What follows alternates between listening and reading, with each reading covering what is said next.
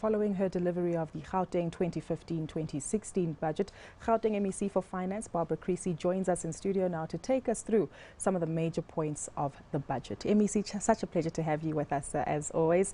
It does seem as though it's a tough year ahead. You've got 500 million rand that has been cut from the budget. How difficult has it been to construct this year's particular budget?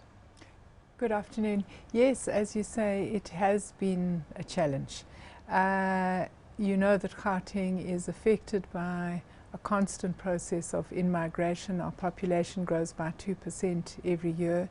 That means there is ongoing pressure on our health and education services, in particular demand for housing, ever more traffic on our roads.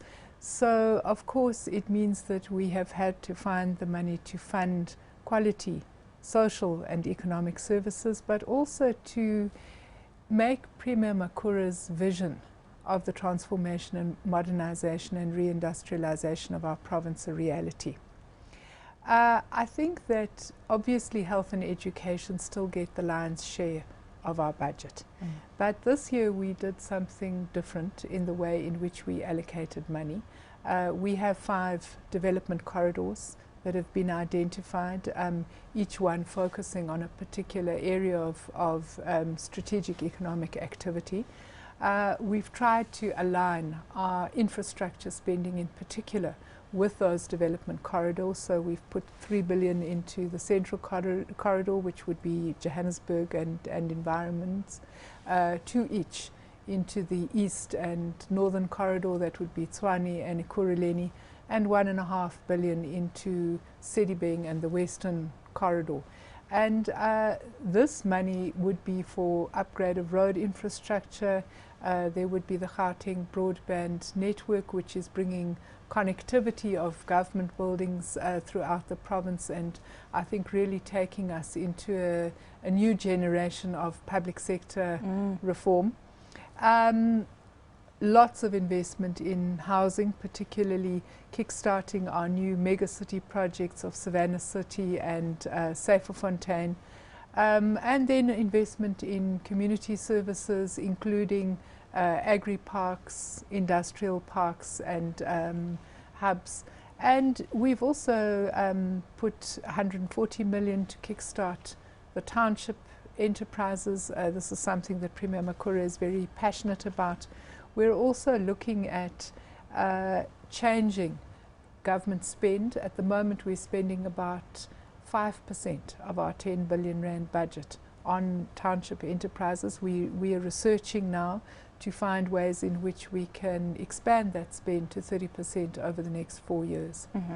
I want us to zone in into the rejuvenation of the city centre in particular. You mentioned infrastructure as well as the Wi-Fi connectivity or mobile broadband connectivity. Is this in response to a call from business? Because we've seen a mass exodus of major companies leaving the city centre there, barring a few major corporates. Are you expecting that following this rejuvenation, some people or major corporates would want to come back to the CBD? Well, I think our banking sector still has its headquarters in the centre of the city. But, one of the projects that's been on hold for quite a while is the Kopanang precinct, the government precinct.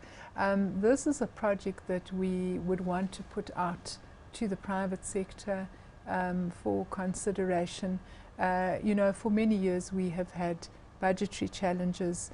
We think that we need private-public partnership in order to get this particular development off the ground again.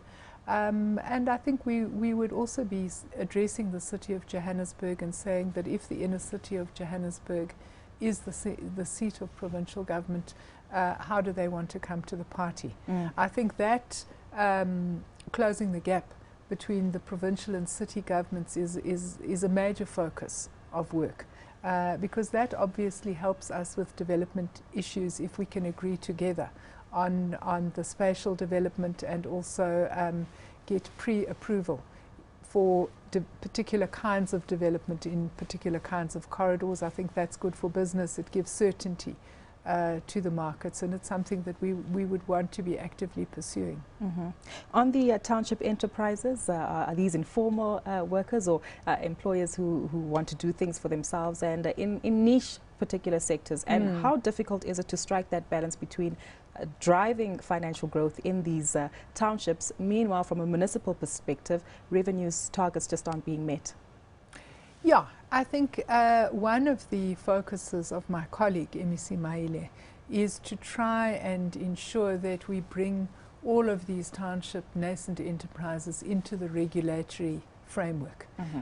You know, they need to be registered, they need to be, unfortunately, in the tax environment, but also that then gives them opportunities to be on the government supplier database. And I think that in line with the concept of the corridors, we are looking at what kind of incubation could you do where, in terms of allowing these enterprises to develop to the point where they could provide services to government. Let me give you an example. In the city of Tshwane, we know that one of the things we're focusing very successfully on there is the automotive cluster. Now already many of those companies are working with township panel beaters and motor mechanics. Now what we'd like to be able to do is to say government has a fleet of vehicles. Can we give the servicing of these vehicles to township enterprises that would be dealing with vehicle mechanics? And how could our investment with the automotive sector incubate that kind of project? So I think we're thinking quite creatively.